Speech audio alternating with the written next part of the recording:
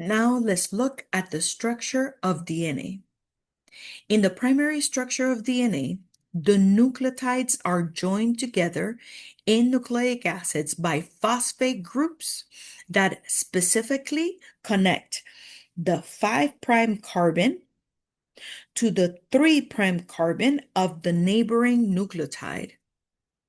Specifically, that linkage is known as the phosphodiester linkage. And we can see in figure 13.7 certain places where the phosphodiester linkage exists. The sugar phosphate chain, which we can see illustrated here, is referred as the nucleic acid backbone for DNA.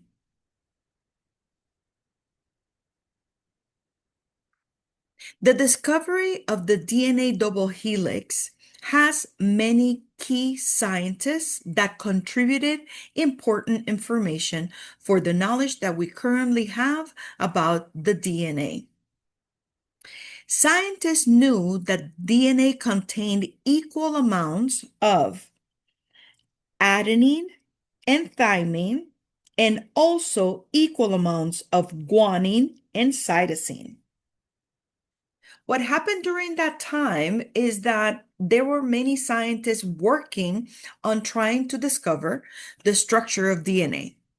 It is important to note that a combination of the results from Russell and Franklin X-ray crystallography data with the knowledge that James Watson and Francis Crick had about the structure of DNA were the ones that helped to actually propose that DNA bases were on the inside of the helical structure. In 1962, James Watson, Francis Crick, along with Maurice Wilkins, received the Nobel Prize in Physiology for the structure of DNA. Unfortunately, Russell and Franklin was not alive during this time, and since Nobel Prizes are not awarded post-mortem, she did not get the recognition for her important contribution for the X-ray crystallography data that actually allowed all the other scientists to confirm some of the knowledge that they have of the structure of DNA. So, since all of this data is important, that's why when I teach about the structure of DNA, I always want to acknowledge the important contribution of Russell and Franklin. All of these findings led to the realization that the actual 3D structure of DNA was, in fact, a double helix. When it comes to DNA, let's understand that DNA is formed by two strands of DNA that is oriented in opposite directions. That means that one strand, it goes from the 5' to 3' direction, and its complementary strand runs in the 3' to 5' direction. You can also see that illustrated in letter A of figure 13.10. These two strands are actually held together by what is called base pairs. And these base pairs specifically establish that the molecules that are going to be interacting with one another via hydrogen bonding are going to be the following. Adenine is going to base pair with thymine via two hydrogen bonding events. On the other hand, guanine and cytosine are also going to be interacting with each other. But for these two specific nitrogenous bases, we're going to have 1, 2, 3 hydrogen bonding events. In cells, DNA can be replicated upon signaling of cell division. DNA replication is the process by which an exact copy of a DNA molecule is produced. This is going to occur when the two strands of DNA separate and each of them serves as a template, meaning the pattern for the construction of its own complement. Since the product of DNA replication is going to be a parent strand, which we see symbolized by this ribbon that is in blue, it's actually produced and complemented by the daughter DNA molecule. It is known that the DNA is actually replicated in a semi-conservative replication. That means that the product of replicating DNA is going to contain one strand from the parent and a strand from the complementary strand from the parent. So what we see here, if we follow the diagram, is that when this separates and replicates, we have a parent strand, and a daughter strand. Here we have a parent strand and a daughter strand.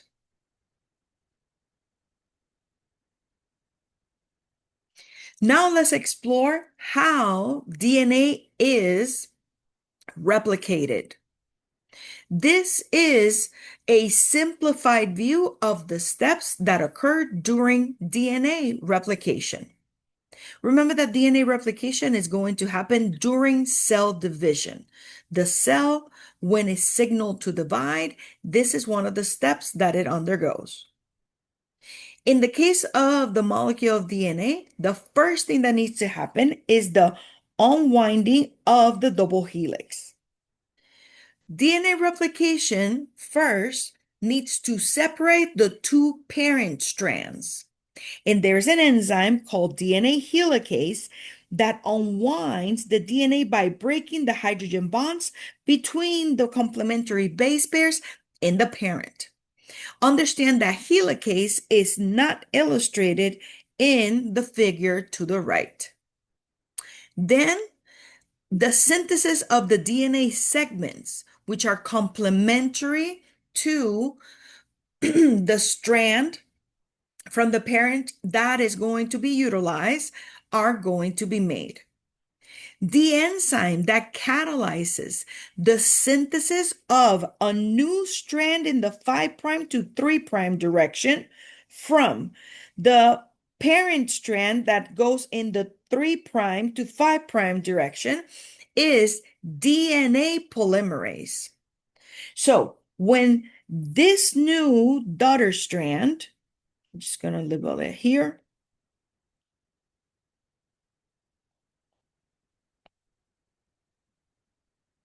is made during the process of replication, understand that that is going to be made continuously using as a guide this, which is the parent strand.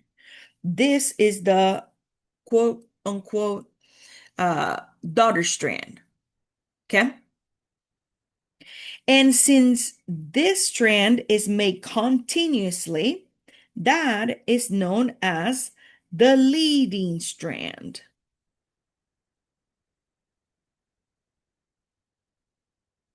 Now, as a third step, we need to be closing the nicks, meaning the daughter strand that is synthesized away from the replication fork, which the replication fork is right here, which is where helicase is unwinding overall the parent DNA.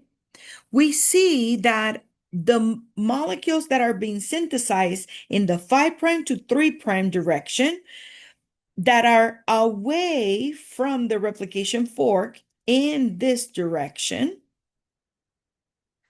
are known as Okazaki fragments. And these Okazaki fragments are going to be separated by breaks that are going to be called nicks. And then there's going to be segments of DNA that then a molecule that is called an enzyme ligase is going to put all of these pieces together to form the other daughter strand. Since these Okazaki fragments are going to be made in pieces, that strand that is made in pieces at times is known as the lagging strand.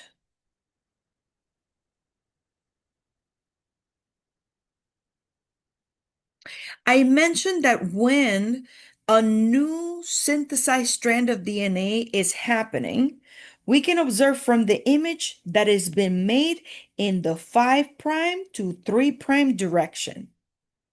In that 5' to 3' direction is just referring to the chemistry that has to be occurring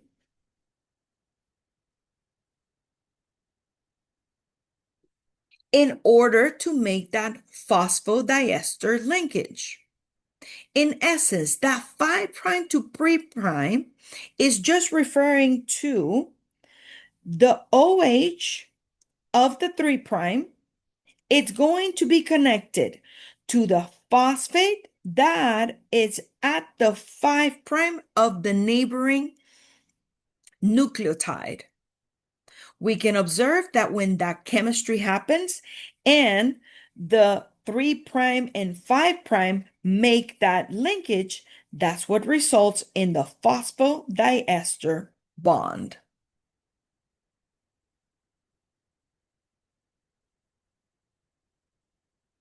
Let's now do a practice problem. Here we have a strand of DNA.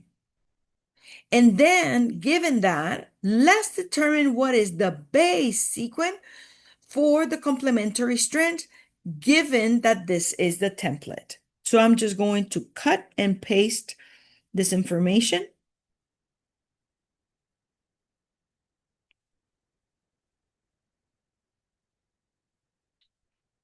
And whenever we are suggesting what is the complementary strand, all we have to do is say to ourselves, well, if I have complementary,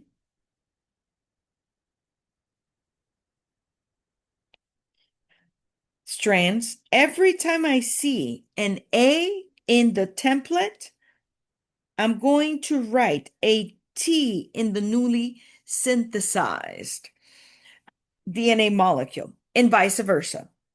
If I start with a G, I'm going to base pair it with a C.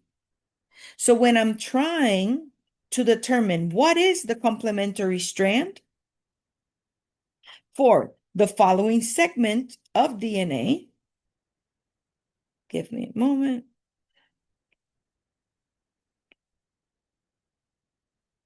That is going to be in the opposite direction, 5' to 3'.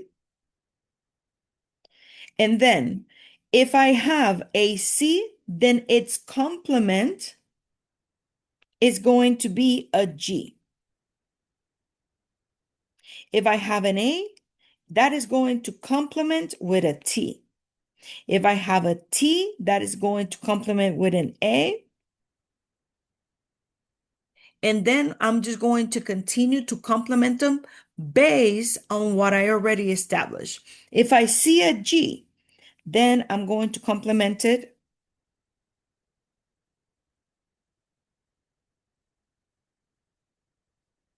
with a C.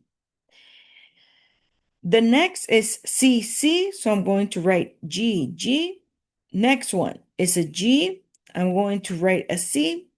And then lastly, I have ATC, which specifically is going to be TAG. And that's how you write the complementary strand for any given sequence of DNA.